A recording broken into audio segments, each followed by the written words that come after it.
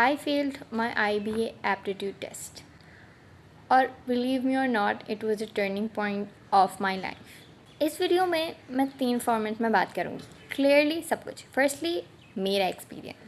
Secondly, how it is turning point for me and what I learned from it. And thirdly, what are the mistakes you should avoid that I have done. Like जो इंसान इस experience से गुजर चुका होता है उसे पता है कौन सी मिस्टेक्स हैं अवॉइड करनी चाहिए. और बिलीव मी, मुझे जब शुरू में लगा था कि आई नो एवरीथिंग, और जब मैंने टेस्ट देकर I realise there was many things I never knew. First part of the story, my story, how I knew about IBA and how I decide that I should go and give this test. So firstly मैं शुरू से शुरू करती हूँ. At the end of the December, यानी कि 2025 में, मुझे दिसंबर के एंड में किसी से मेरी मुलाकात हुई और उन्होंने मुझे बताया IBA के बारे में और टेस्ट के बारे में. बिफोर दैट मुझे पता ही नहीं था कि बिज़नेस का एप्टीट्यूड टेस्ट होता है. लिटरली मुझे नहीं पता था. और उन्होंने मुझे पूरा गाइड किया, ठीक है, एवरीथिंग सारी यूनिवर्सिटीज़ के बारे में. लेकिन उन्होंने मुझे बताया कि टॉप यूनिवर्सिटीज़ में IBA आता है and you should go for it first. और उन्होंने मुझे पास पेपर्स दिए और पूरा फॉर्मेट समझाया और यूट्यूब के बारे में बताया. तो मैंने यूट्यूब से बहुत सी वीडियोस देखी और फिर मैंने पास पेपर से प्रैक्टिस करना स्टार्ट कर दिया. शुरू में जब मैंने मैथ्स को प्रैक्टिस किया, रियलाइज़ ये पता नहीं क्या है, मुझे कुछ समझ नहीं आता था मैथ. पास पेपर IB की आप खोल के देखो तो आपको सर घूम जाए, व्हाट इज़ दिस.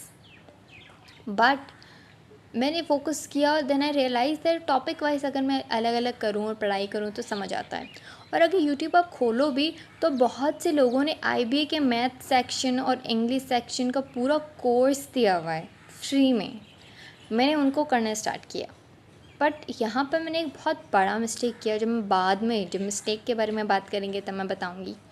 मैंने उन कोर्सेज़ को किया और फिर मैं ChatGPT AI से क्वेश्चंस लेती, प्रैक्टिस करती, टॉपिक समझ लिया, फिर बस क्वेश्चन को प्रैक्टिस करती. क्योंकि IBA के लिए बहुत मटेरियल पड़ा हुआ है यूट्यूब में और बहुत सी जगहों में, मगर सिर्फ एक सही पैटर्न होना चाहिए आपके पास एक सही पैटर्न है, यू कैन डू इट. और इंग्लिश सेक्शन में मेरा प्रॉब्लम ये था कि आई वॉज प्रैक्टिसिंग फॉर एसे. ठीक है, मुझे उस वक्त नहीं पता था कि ऐसे होते ही नहीं हैं. ठीक है, आई डोंट नो व्हाई, मुझे क्यों नहीं पता था, बट नहीं पता था मुझे. एंड आफ्टर दैट मैंने ऐसे की बहुत प्रैक्टिस की. जिनसे मेरी बात होती थी वो मुझे ऐसे की प्रैक्टिस करवाती थी और मैं डेली मेरी ऐसे बहुत अच्छा प्रैक्टिस किया मैंने ऐसे का. और मैं रीडिंग करती थी, वोकेबलरी में कर रही थी. लेकिन चूँकि मेरा बैकग्राउंड सिंध बोर्ड से, so everything was too much for me. अचानक से फिफ्थ नंबर से आप जंप करके सेकंड नंबर तक की पढ़ाई को आप पढ़ रहे हो तो इट्स रियली हार्ड. आप जंप नहीं कर सकते. यू हैव टू आपको पहले वो करना होता है जो इजी है, देन आप हार्ड की तरफ जाओ. बट मेरा बैकग्राउंड सिंध बोर्ड से होने की वजह से मेरी वोकेबलरी और इंग्लिश रीडिंग इतनी अच्छी नहीं थी जितना IB के लिए रिक्वायर्ड है. लेकिन फिर भी मैं डेली प्रैक्टिस करती, मतलब इट्स मुझसे नहीं हो रहा था लेकिन मैं गिव अप नहीं कर रही थी. मैं पढ़ रही थी, नहीं हो रहा था फिर भी कर रही थी.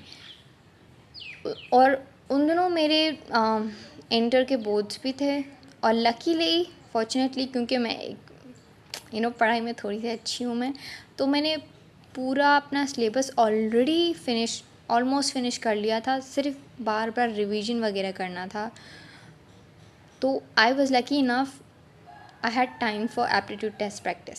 अब जनवरी से आई थिंक ऑलमोस्ट मैंने पढ़ना स्टार्ट किया और आई थिंक अप्रैल में भी एक टेस्ट हुआ था. लेकिन मेरा गोल वो जुलाई के पेपर देने का था, क्योंकि मैंने जनवरी से पढ़ना स्टार्ट किया था तो मुझे पता था मैं 2 महीने बाद पेपर नहीं दे सकती टेस्ट. तो जुलाई में जो जुलाई जून आई एम कन्फ्यूज जून में हुआ, मैं भूल ही गई. जून का test I was sure that मुझे जून का ही टेस्ट देना है. मैंने प्रैक्टिस किया, ठीक है. मुझे इन द एंड पता था कि वो प्रैक्टिस नहीं है जो होना चाहिए, जो रिक्वायर्ड है वो उतना मेरा नहीं है, क्योंकि मेरे पास एंड तक वो पैटर्न नहीं था। मैं प्रैक्टिस तो कर रही थी, पढ़ाई तो कर रही थी, लेकिन वो पैटर्न नहीं था जो होना चाहिए था। और फिर टेस्ट का दिन आया, middle of my board exams. Like मुझे बहुत डर लग रहा था। मैं वहाँ पहुँची, फर्स्टली वो आपका बेफॉर्म और CNIC देखते हैं, और वो जो एडमिट कार्ड मिलता है वो, और बेफॉर्म देखते हैं। अगर बेफॉर्म CNIC है तो CNIC देखते हैं। आपको बताते हैं कि आपका डिपार्टमेंट किस डिपार्टमेंट में जाना है, आपका टेस्ट किस डिपार्टमेंट में होगा, आपका सीट कहाँ है।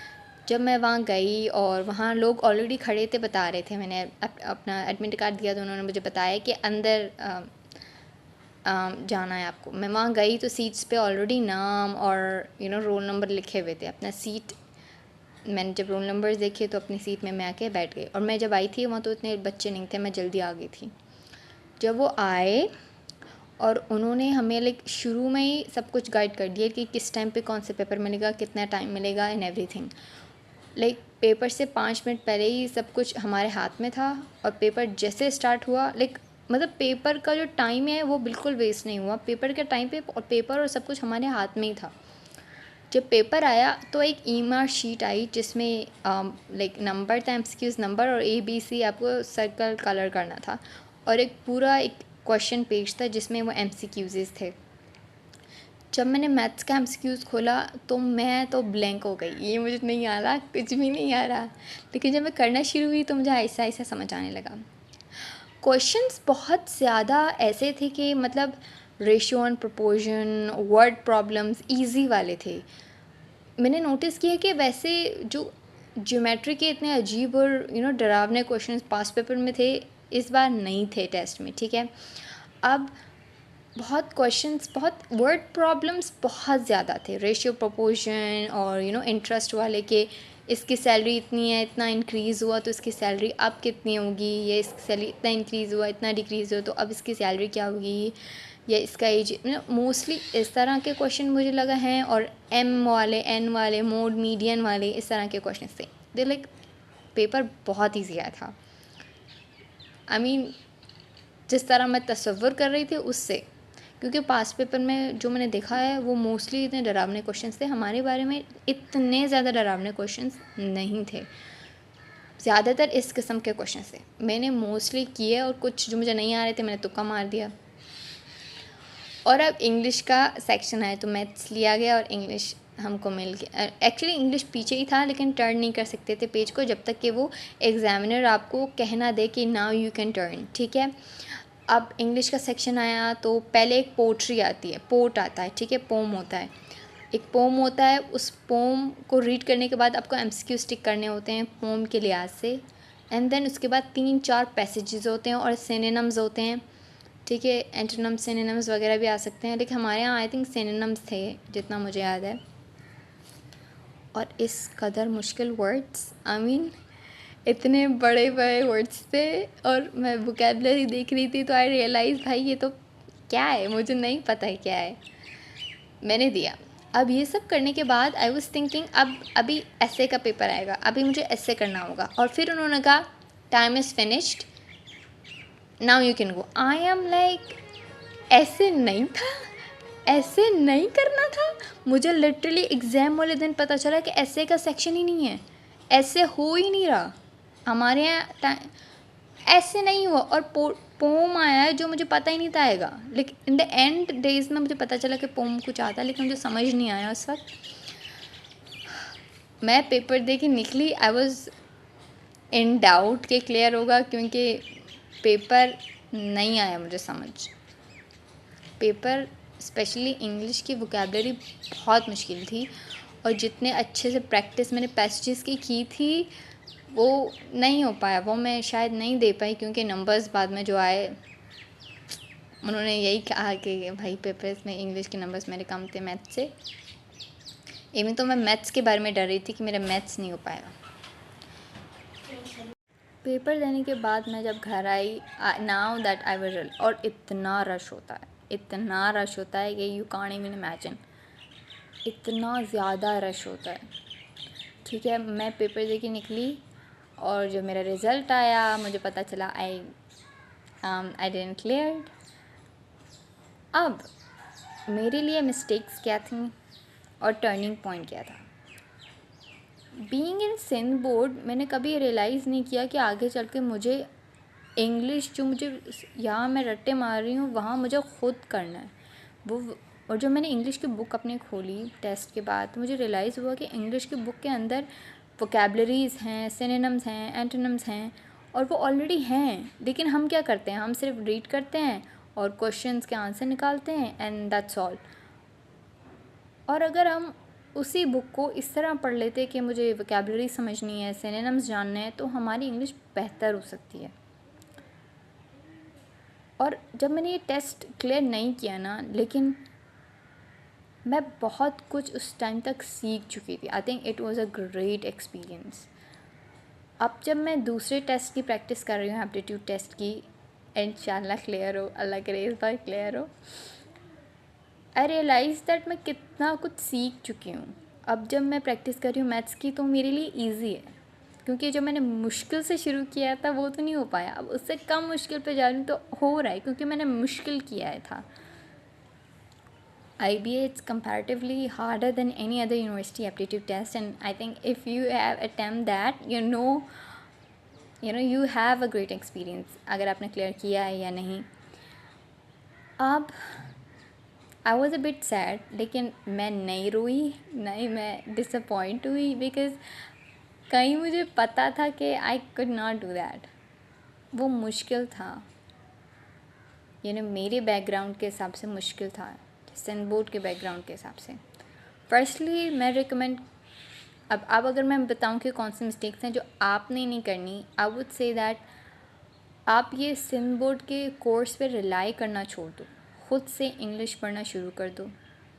वोकेबलरीज़, ईडियम्स, रीडिंग, हमें लगता है मुझे तो रीडिंग आती है, देखो मैं रीड कर रही हूँ, मुझे समझ आ रहा है, लेकिन तुम इंग्लिश न्यूज़पेपर रीड करो और अगर तुम्हें समझ नहीं आ रहा कुछ vocabulary words, you need to practise. Like मैं उस बैकग्राउंड से हूँ, आई नो हम सब की वोकेबलरी कैसी है और हम सब का बैकग्राउंड कैसा है, specially if you are from Sindh board. Firstly मैं ये रिकमेंड करूँगी कि आप कोर्स के अलावा इंग्लिश को सीखना शुरू करो। फर्स्टली रीडिंग करो, न्यूज़ चैनल से जो इंग्लिश न्यूज़ हैं वहाँ से रीडिंग करो, वोकेबलरी वहाँ से लो, ईडियम्स की प्रैक्टिस करो, क्योंकि जब आप यूनिवर्सिटी लेवल में आते हो it's the only need, you have to know this, ठीक है। अब अगर मैं टेस्ट के बारे में आपको एडवाइस करूँ कि टेस्ट के बारे में कौन सी चीज़ें जो यू हैव टू नो और कौन सी मिस्टेक हैं you should avoid, is firstly English की प्रैक्टिस कहाँ से करनी है। इंग्लिश की प्रैक्टिस पैसेजेस आती हैं, एक तो आइल्स लिज, आप गूगल में सर्च करो तो उसके पैसेजेस हैं आइल्स के, यानी आइल्स के इंग्लिश लेवल जो है ना रीडिंग का, उस लेवल पे आके आपको IBA की प्रैक्टिस करनी है। उसमें ना बहुत सी एक्सरसाइजेज हैं रीडिंग के, ठीक है, वो प्रैक्टिस करो तो आपकी प्रैक्टिस होगी। उसके अलावा आप इंग्लिश न्यूज़ पढ़ो और वोकेबलरी वहाँ से निकालो। उसके अलावा सेट के जो 100,000 वोकेबलरी है ना, कहीं से भी आपको मिल जाएंगी। And if you want just one comment and I just give it to you, I already have it, और आप डिस्क्रिप्शन में जाओ, I might give them in description. Set के 1000 जो वोकेबलरी है ना सेट, वो वोकेबलरी करो, ठीक है। वो वोकेबलरी मतलब मोस्टली उसी वोकेबलरी से ही आया है, लेकिन अनफॉर्चुनेटली मैं टेस्ट से पहले उस वोकेबलरी को कम्प्लीटली पढ़ नहीं पाई थी, तो मुझे प्रॉब्लम हुआ था। सेट के 1000 वोकेबलरीज़, BBC न्यूज़ या डॉन न्यूज़ जो इंग्लिश है वहाँ से रीडिंग करो और वोकेबलरीज़ निकालो, ईडियम्स पढ़ो, लिज आइल्स, और आइल्स के इंग्लिश लेवल तक, रीडिंग के लेवल तक सीखो, ठीक है। अदर देन दैट पोट यानी पोम रीड करना, और फिर पोम के जो MCQs हैं उनके आंसर, आप अगर सिंध बोर्ड के भी बुक में जाओ ना तो वहाँ ऐसे पोम्स हैं जिनके MCQs आपको आंसर करने हैं, वहाँ से प्रैक्टिस करो, या गूगल में जाओ तो आपको मिल जाएंगे। यानी एक पोम आता है जिसकी आपको पोम को रीड करने के बाद उसके MCQs के आंसर देने होते हैं। सिनोनिम्स करो, specially Pak MCQs, there is a website Pak MCQs, जहाँ पे इंग्लिश सेक्शन में जब आप जाओगे तो उन्होंने इतने सारे सिनोनिम्स, एंटोनिम्स, के बारे में कुछ इतना सब कुछ दिया है कि आप वहाँ से प्रैक्टिस करो भी आपकी प्रैक्टिस होगा, ठीक है। उसके अलावा अपना MCQs वहाँ से भी सिनोनिम्स की करो। मैंने मोस्टली नोटिस किया है ना, वहाँ के जो सिनोनिम्स वगैरह हैं वो SAT के 1000 वोकैबलरी से ही आ रहे हैं, ठीक है। Other than that pass paper से प्रैक्टिस करो, IB के जो करंट पास पेपर है वहाँ से प्रैक्टिस करो, ठीक है। आपको गूगल में हर जगह मिल जाएंगे, ठीक है। इंग्लिश का यहाँ से आपने प्रैक्टिस कर दिया, ठीक है। अब मैथ्स की बारी आती है। मैथ्स में आप जब IB की वेबसाइट पे जाओगे, जो एप्टीट्यूड टेस्ट की रिक्वायरमेंट्स हैं कि बच्चे को कितना क्या क्या किस चीज़ आनी चाहिए, जो आपको लाइक आराम से मिल जाएगी। आप एप्टीट्यूड टेस्ट के बारे में सर्च करो IBA के, तो आपको मिल जाता है, ठीक है। वहाँ पे जो टॉपिक्स लिखे हैं उनको करो, या फिर आप गूगल में भी आप सर्च करो ना, गूगल AI या कोई भी AI से सिलेबस के बारे में कि IBA के सिलेबस में, एप्टीट्यूड टेस्ट के सिलेबस में क्या है, कौन से टॉपिक हैं, तो वो सारे टॉपिक्स आ जाते हैं। तो उन सारे टॉपिक्स को लिस्ट करो और फिर उन सारे टॉपिक्स की प्रैक्टिस करो। Sir Hashim Zia, there is a channel, उन्होंने पास पेपर सोल्यूशन, बहुत सारे उनके पास वीडियोस हैं और बहुत सारे चैनल्स हैं जिन्हें IB के मैथ्स का पूरा कोर्स दिया है। वहाँ से शुरू में आपको टॉपिक समझना है, उसके बाद आपको पास पेपर से वो प्रैक्टिस करनी है, ठीक है। और सेपरेट वीडियोस भी वो डालते हैं यूट्यूब में। आप IBA के पास पेपर मैथ्स के बारे में आप सर्च करो तो होगा। अब यहाँ तक आपने प्रैक्टिस करनी है। अब ये तो हो गया, लेकिन एक क्वेश्चन कि मैंने कोई ट्यूशन या कोई टीचर या प्राइवेट ट्यूटर नहीं रखा था, क्योंकि मुझे उस वक्त कुछ समझ नहीं आया, क्योंकि मैं उस वक्त मेरे पास इतना नॉलेज नहीं था कि मुझे ये करना चाहिए था या नहीं। लेकिन आफ्टर डूइंग इट, मैंने सब कुछ खुद किया है, खुद पढ़ा है। कोई ट्यूशन या टीचर मेरे पास नहीं थी पढ़ाने के लिए, सब कुछ मैंने यूट्यूब से किया और ख़ुद किया है। तो मैं आपको रिकमेंड करूँ कि ट्यूशन होना चाहिए, या टीचर, प्राइवेट ट्यूटर, या जो इवन मकसद जैसे ऐप्स में भी आपको IBA के एप्टीट्यूड टेस्ट के बारे में पूरा कोर्स मिलता है, जिसमें आपको बाकायदा टीचर्स पूरे एप्टीट्यूड टेस्ट को पढ़ाती हैं।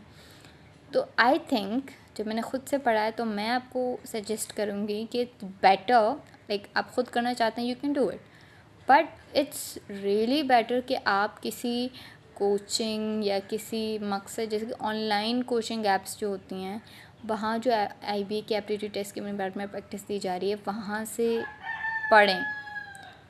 क्योंकि वहाँ से जब आप पढ़ते हो ना, तो आपको एक पूरा पैटर्न मिलता है। वो ऑलरेडी पैटर्न डिसाइड कर चुके हैं, वो आपको बस पैटर्न सिखाएंगे। वहाँ से पढ़ना है, उसके बाद आपको बस उस पर रिलाई नहीं करना। वहाँ से करने के बाद आपको जो मैंने एडवाइस दिया है वो फॉलो करनी है। इंशाल्लाह इंशाल्लाह इंशाल्लाह, if you are willing you can do it.